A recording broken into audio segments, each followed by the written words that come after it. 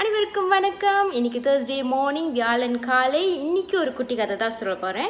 அதாவது என்னோடய ஃபர்ஸ்ட் வீடியோவில் நான் ஹென்ரியட்டா லெக்ஸ் அவங்கள பற்றி நான் சொல்லியிருப்பேன். அவங்க அவங்களே அறியாமல் இப்போ வரைக்கும் மனிதர்களுக்கு நிறைய நன்மை தர மாதிரி அவங்களோட கேன்சரஸ் செல்லை கொடுத்துருக்காங்க.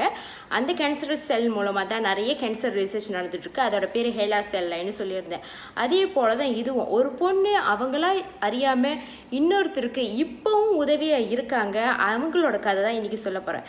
என்னைக்காவது சிபிஆர் செய்யும் போது சிபிஆரோட அந்த பொம்மை, அந்த டாலை அதோட முகத்தை பார்த்துருக்கீங்களா?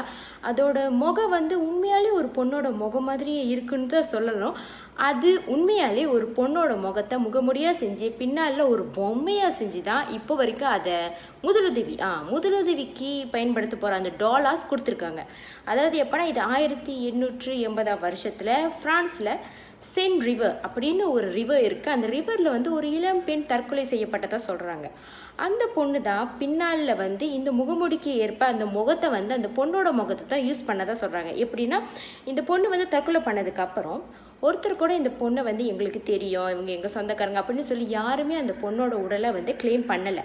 அப்போ அந்த பொண்ணோட உடல் அந்த மோர்ச்சரியிலே வைக்கப்பட்டப்ப அங்கே அந்த டாக்டர் அந்த பொண்ணோட முகம் பார்த்தாரு. அது ஹாஃப் ஸ்மைல், அதாவது அந்த பொண்ணு ஸ்மைல் பண்ணுற மாதிரி அந்த உடல் இருந்தது. அதாவது அந்த பொண்ணோட முகம் இறந்து போனதுக்கப்புறமும் கூட அந்த முகம் ஒரு ஸ்மைல் பண்ணுற ஃபேஸோடு இருந்துச்சு. ஸோ அவர் என்ன பண்ணார், ஒரு முகமுடி செய்கிறவரை கூப்பிட்டு இந்த பொண்ணோட முகத்தை ஒரு முகமுடியாக செய்ய முடியுமா அப்படின்னு சொன்னார். அவர் அந்த முகமுடி செய்கிறப்ப அந்த முகமுடி ஃப்ரான்ஸில் அதிக அளவில் விற்கப்பட்ட முகமுடி. ஏன்னா அந்த ரொம்ப அமைதியாக காமாக இருக்கிற ஒரு முகம், ஸ்மைல் பண்ணுற மாதிரி ஒரு பொண்ணு. அந்த பொண்ணோட முகமுடி தான் நிறைய இடங்களில் விற்கப்பட்டது. அதிகமாக விற்கப்பட்ட முகமுடி ஒன்றுன்னு கூட சொல்லலாம். அப்புறம் 1955ஆம் ஆண்டு ஒரு டாய் மேக்கர், அதாவது ஒரு பொம்மை செய்கிறவர், 2 டாக்டர்ஸ் இவங்க என்ன பண்ணாங்க, சிபிஆர் செய்யப்படுற, அதாவது முதலுதவியை சொல்லிக் கொடுக்கும் போது நம்ம ஒருத்தருக்கு முதலுதவி சொல்லிக் கொடுக்குறப்ப ஒரு பொம்மை தேவைப்படும். இப்படி தான் செய்யணும், மவுத் டு மவுத் ரெஸ்பிரேஷன், கடைசியில் எப்படி மூச்சு கொடுக்குறது, எல்லாத்தையுமே நம்ம சொல்லிக் கொடுக்குறோம். அதுக்கு ஒரு ஆர்டிஃபிஷியலாக ஒரு போலியாக ஒரு பொம்மை இருந்தால் நல்லா இருக்குமே யோசிச்சாங்க.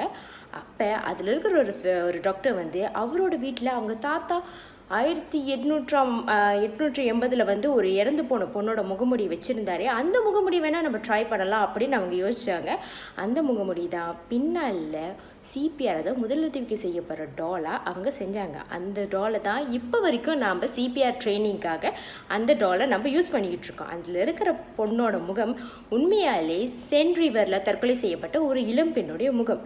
அவங்கள அறியாமலே இப்போ வரைக்கும் அவங்க மனிதர்களுக்கு உதவியாக இருக்காங்க. இதுதான் இன்னைக்குள்ள குட்டி ஸ்டோரியோட மெசேஜ் அப்படின்னு சொல்லலாம். ஸோ ஸ்டே சேஃப், ஹாப்பியாக இருங்க. நன்றி.